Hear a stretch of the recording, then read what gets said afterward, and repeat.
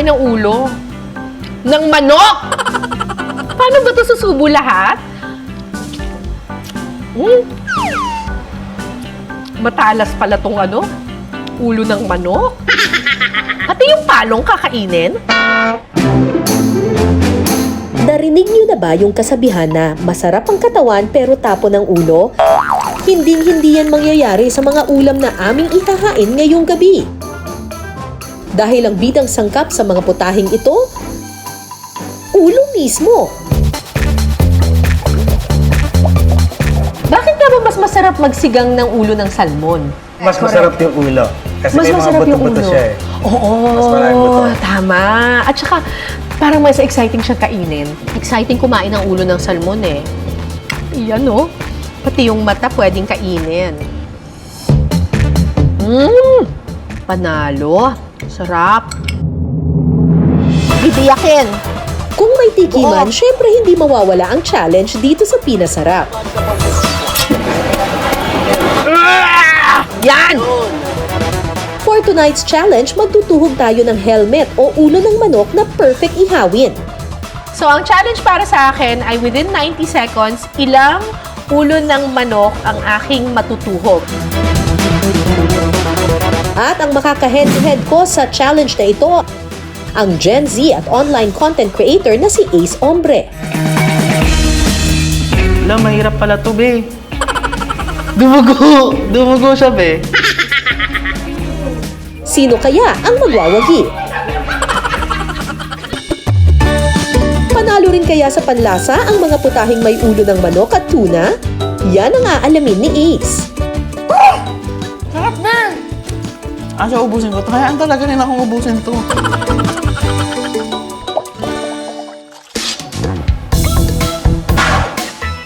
Ang sosyal, may scallops dito. Ang lalaki naman ng tipon. Sarap. Andito ako ngayon sa farmer's market kung saan makakabili ka ng mga fresh na seafood. Ako, pag seafood ang pinag-usapan, scallops. Ang sarap niyan. Salmon, ang sarap. Yung salmon, maraming iba't ibang paraan ng pagluluto dito. Pero isa sa mga pinaka-paborito ko, yung sinigang na ulo ng salmon. Pero paano nga ba hinihiwa? Medyo malaki yung salmon na ito eh. Tingnan natin ha. Papaturo tayo. Hi Kuya Ricky! Hello po. O yan meron ng mga salmon dito. Kalahati na lang. Gaano kalaki ito nung una? Wow! Wow! Ganito pala kalaki. Yung salmon maraming luto, Marami po, ma'am. Pwede siyang i-fillet, pwede siyang i-bake, yung belly niya masarap din, pang sashimi masarap din. Pero ang paborito ko yung sinigang na ulo ng salmon. Oo. Pero paano ba natin yun hihiwain? Kasi syempre yung ulo lang yung kukunin natin. Oo. Turuan mo naman ako. Puputol lang ulo, ma'am. Puputulin po dito, ma'am. Ganyan. Parang andali lang para sa iyo ah. Opo, ma'am. Wow! Tapos ito na yon. Yes, ma'am. Magkano benta ninyo ng ulo ng salmon? 350 po, special cut po, ma'am. So ako nga naman ngayon ang susubok nito. Diyos ko, kuya. Dito ka po, kuya. So ganito. Dito? Yan, ma'am. Yan lang. Dito mismo. Yan. Ganyan na siya. Pwede na to. Kailangan po sobrang talas ng kutsilyo ninyo para...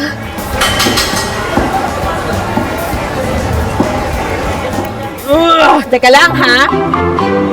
Teka lang. Uy! Teka lang. Taran! Oh! Ang sikreto dito, kailangan talagang matalas na matalas yung kutsilyo ninyo. Tsaka kapag nailubog mo na yung kutsilyo, huwag mo na angat ulit. So kapag nakuha na natin yung ulo ng salmon, ang kailangan nating tanggalin yung palikpik. So ito natanggal na ni Kuya. Tapos, kinaliskasan na ba natin to? Kakaliksisan po po. Saan banda? Pagkatapos mahiwa, lilinisan naman natin ang ulo ng salmon. Kailangan tanggalin ninyo yung kaliskis. Yan. Okay.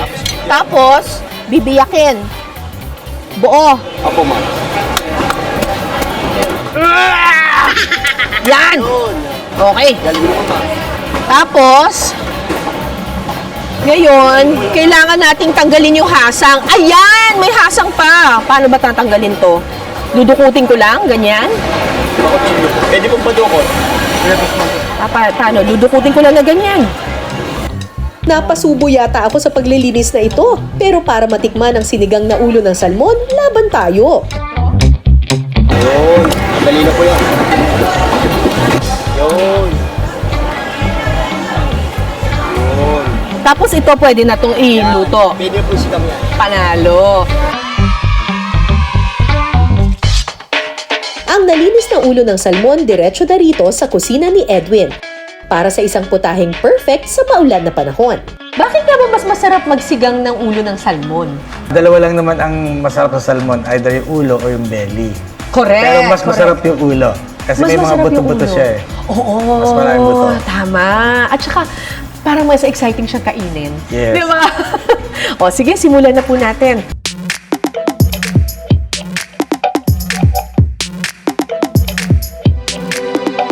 Kuya. Isasangkot siya muna ang sibuyas, bawang, luya at kamatis. Sunod nang ilalagay ang miso. Then, lalagay ko na yung salmon. Ah, ilalagay na. Oo. Sasabay ko siya para yung ano niya, yung lasa niya, dumikit. Doon. Medyo isasangkot siya lang natin konti. Para umalo siya doon. Pagkatapos, lagyan na ito ng tubig. Pakuluin lang ng sandali. Ayan, kumukulo na. Okay, so ang gagawin natin, lalagay na natin yung mga ibang gulay natin. Ilagay na ang labanos, okra at siling haba. Saglit lang ulit itong pakukuluan. Pagkalipas ng ilang minuto, ilagay na ang mustasa. Titimplahan din ito ng paminta at patis. Haluin lang sandali. At pwede nang tikman ang sinigang na ulo ng salmon. Oh, wow! Uy, mukhang masarap ah. Sinigang na ulo ng salmon. Perfect! Perfect sa malamig na panahon. Yeah.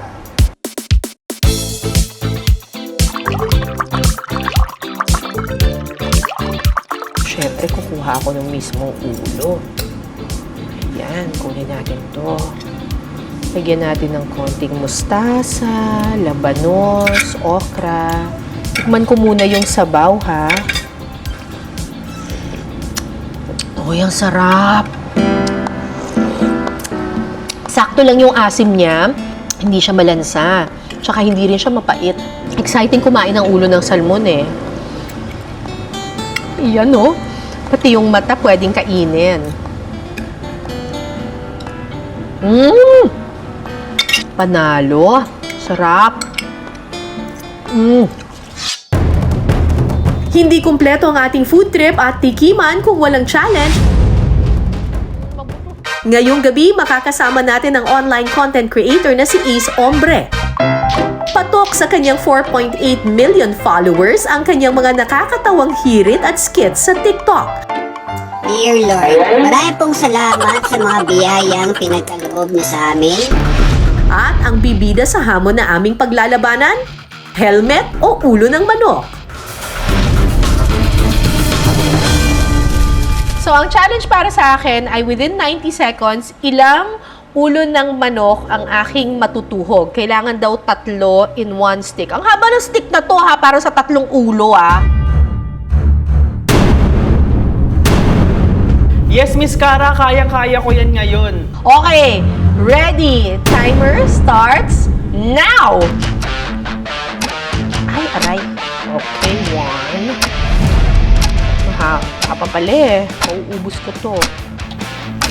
Alam, mahirap pala to, be. Dumugo! Dumugo siya, be. Yan, papasok na yan ng natural. Wait lang, ha? What? 20 seconds na lang! Uy, wait lang.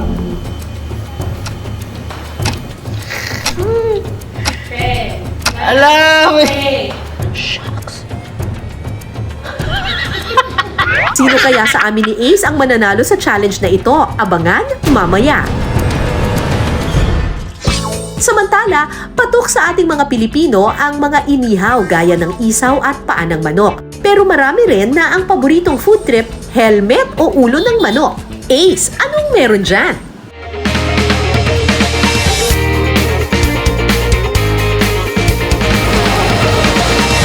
Ayan, luto na ang ating helmet ng manok. Miss Cara, nakakain ka na ba neto? First time ko kumain ng ulo. Ng manok! Paano ba ito susubo lahat? Ang tanik naman ito. Okay naman yung lasa niya, pero medyo matinik at saka I wish it was crispy. Alam mo yon, parang paano kaya kung kunyari iprito mo to, tapos sobrang pagkakaprito sa kanya na naging crispy na siya, tapos pati yung mga buto at mga tinik-tinik pwede mo nang kainin. Why not? Baka mas masarap. Crispy ulo ng manok. Pwede kaya? Pwedeng-pwede yan, Miss Cara. Actually, nandito tayo ngayon sa Valenzuela City para tikman ang kanilang pinagmamalaking crispy helmet in salted egg sauce. So tara, tikman na natin. Tara!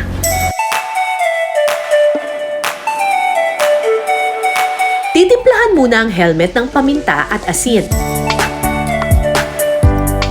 Pagkatapos, 2 beses itong i-coat sa harina. Lubog na natin isa-isa.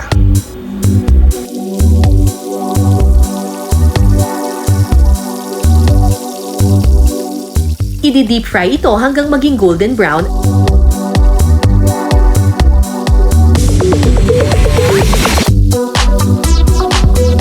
At saka hahanguin.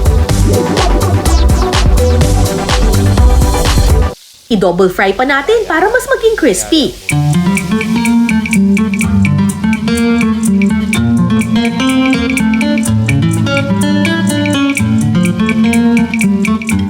Pagkatapos, itatabi muna ito at magluluto na ng salted egg sauce. Sa mainit na kawali, tutunawin ang butter.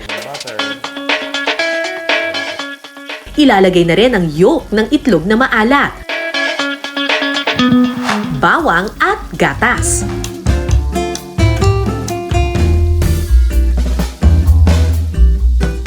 Hahaluin ito hanggang sa kumulo at lumapot. Pag nag-bubbles na, yung pang 11,000, nag-bubbles niya, patayin mo na, masusunog yan eh.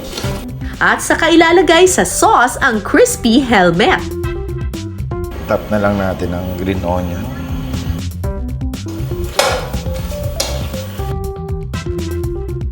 Tagal ko itong inintay eh. Kainisan natin ng konti.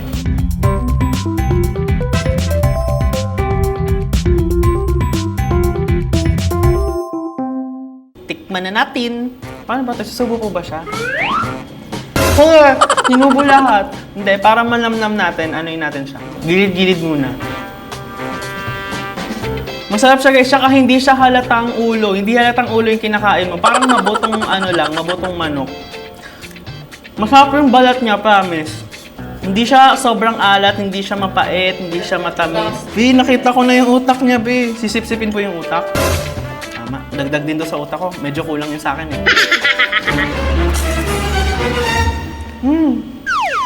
Parang taba ng baboy yung utak. Hala, parang may pumasok na knowledge sa akin ng manok. Sabi niya, bok-bok. Hoy, ang daming sinasabi. Sige. Mamaya magiging manok na ako neto. Nakita mo yung brain? Masarap siya, promise. 10 out of 10.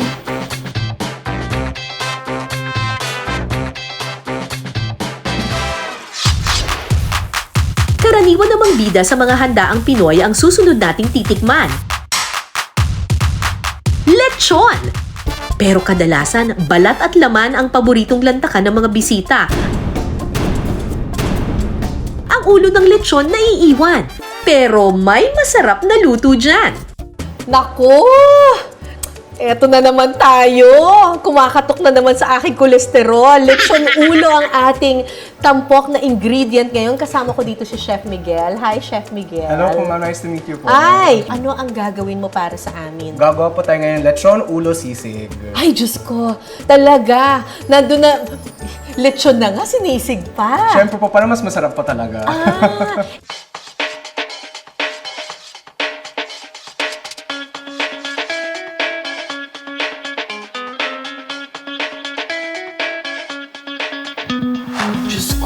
daming mantika. Kasi sobrang mataba daw pala yung Opo. yung ulo ng lechon. Ay, tumutulo pa talaga, oh. Ito po talaga yung pinaka nagpapasarap since may crispy, may Oo. tender na meat.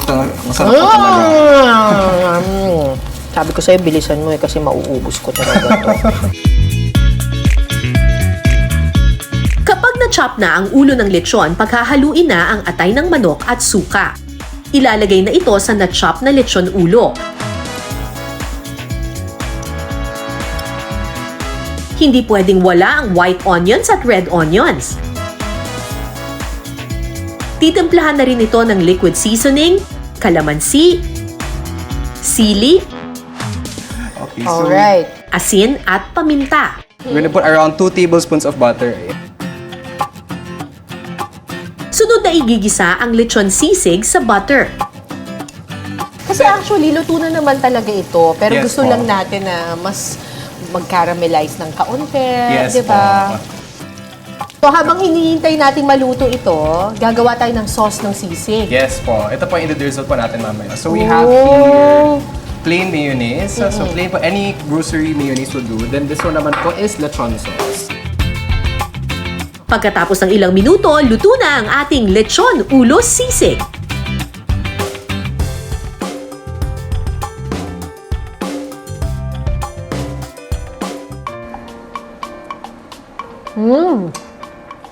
Wow, malasa siya ha. Talagang lasang-lasa mo yung yung atay, yung laman. Tapos very creamy siya.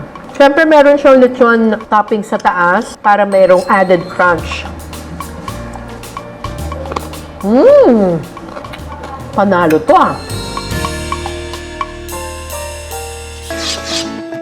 Isa pang luto sa lechon ulo ang ipatitikim sa atin ni Miguel.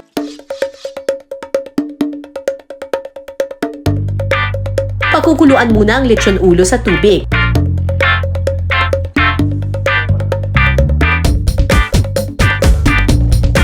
Lagyan ito ng bawang, sibuyas, laurel at paminta. Kapag kumulo na, ilagay na ang lechon sauce. Gano'ng karaming lechon sauce ang nilalagay? Usually po around 1 to 2 cups. Depende na lang po kung if you want it mas strong yung lasa nung yung lechon sauce. Sunod na ilagay ang suka. Yung proseso ng pagpapaksiw, it's a preservation process na ginagawa ng mga Pilipino kasi ang suka ay may preservation powers. So marami tayong mga dishes dito sa Pilipinas na gumagamit ng suka kasi yung mga lugar na wala namang refrigerator, basta nilagyan mo ng suka, magtatagal yan, hindi yan masisira. Kapag kumulo na, titimplahan ito ng asin, asukal at paminta. Hintayin lang natin lumapot ang sauce. At maya-maya pa, ready to serve na ang ating lechon ulo paksiw. Okay, tikman natin itong lechon paksiw na ulo.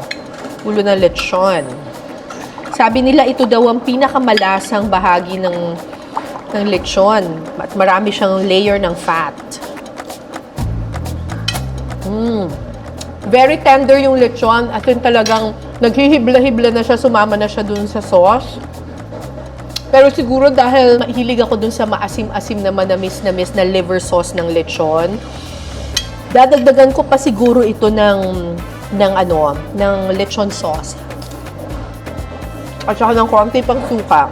Pakukuluin ko pa ng a little bit more para mas kumapit pa lalo doon sa doon sa karne yung sauce. Pero yung lechon itself, very, very tender. Masarap kumain ng helmet o ulo ng manok na madalas bina-barbecue. Pero bago mo yan matikman, kailangan mo nang ituhog ito sa stick. Yan ang hamon na aming paglalabanan ng Gen Z at online content creator na si Ace Hombre. Paramihan kami ni Ace ng matutuhog na helmet sa loob ng 90 seconds. Pero wait lang, dapat maayos ang pagkakatuhog nito. Timer starts now! Kailangan lang hahanapin mo yung part na malambot. Ay, ayun pala yung utak. Makikita nyo naman din sa may likod, oh. Wala to guys, panalo ako. Ay, hindi yan. Parang walang utak yun.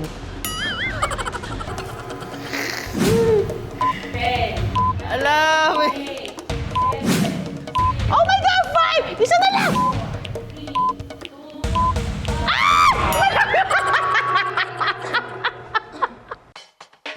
Pagkatapos ng 90 seconds, bilangin na natin yan, Ace!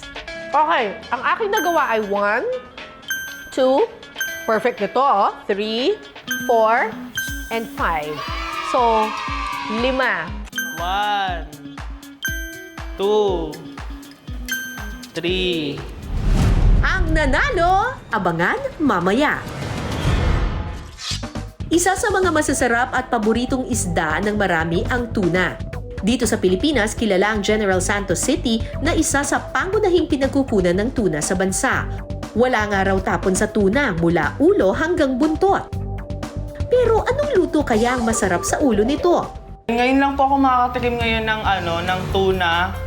Kasi lagi pong delata po kasi yung lagi kong natitikmang tuna eh.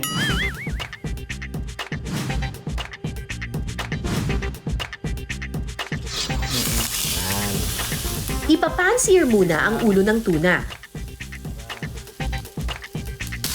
Side to side lang naman para pagka na sa ginata, ay di siya madudurog. Para medyo maganda yung presentation ng pagkado. Ayun lang. Todo habang pinapansin dyan, nalagyan natin ang Asin. ayan. Ting-ting-ting! Titimplahan na rin ng seasoning. Ano pong next na ilalagay dyan siya? Although next dyan, magigisa tayo. I-set aside muna I-set natin to. aside natin siya Okay. para igisa. Sunod ng igigisa ang luya, So ayan, yung luya, ito oh. bawang at sibuyas. Ganyan lang po, gisa-gisa. Tapos po, Kasi kailangan talaga pag nagluluto tayo, no? Medyo sasamahan natin ng pagmamahal. I love you. TLC, matay mo Like, I love you. tender love and care. Tender love and care. Habang inaano. Dapat daw, pag nagluluto, samahan ng pagmamahal. Like, I love you so much. TLC, sobrang tender ano. love and care. Ayan, tender love and care. Sunod na ilalagay ang tanglad at ang ulo ng tuna. Lalagyan na rin ito ng ikalawang piga ng gata, Parang ang sarap nung gata, chef. sili,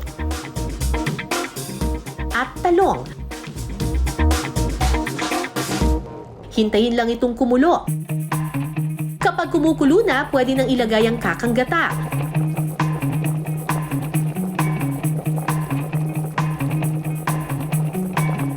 Titimplahan na rin ito ng patis, suka, at asin.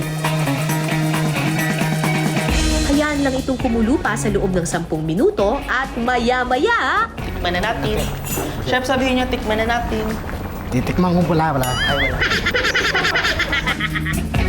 tikman na natin ang ginataang ulo ng tuna. Tikman na natin.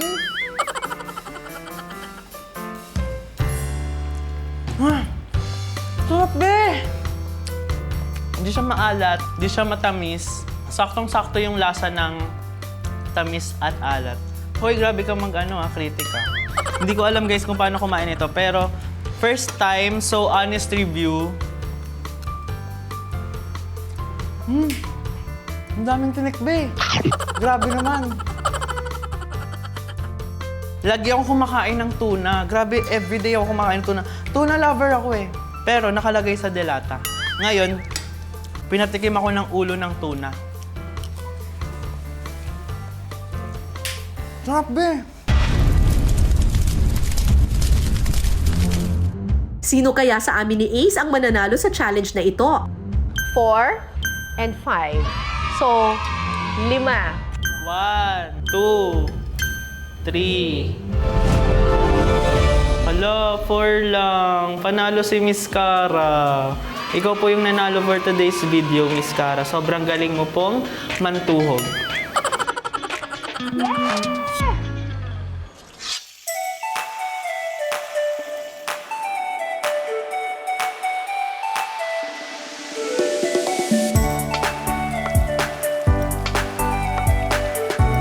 Ano ba to?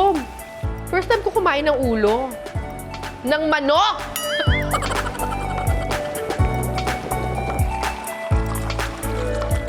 Punong-puno siya ng flavor. Kasi hindi sila maaksaya. Kinakain nila talaga ang lahat ng parte ng karne ng hayop.